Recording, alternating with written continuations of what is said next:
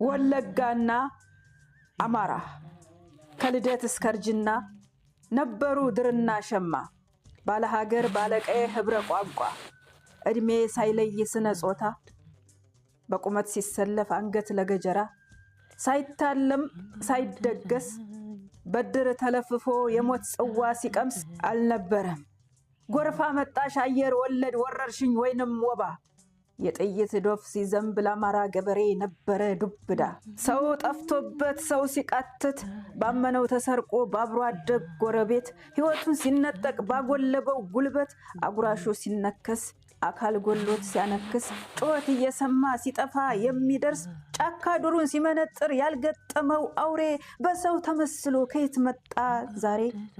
ማን ብዬ በመልጥራው ሸይጣን ነው እንዳለል መልካም ሳሉ የኔው አልኩንጅሎ ጉመላ ቢጠፋብኝ ሸይጣን ይሄን ሲያደርግ ቀድሞስ መቻየሁኝ አረ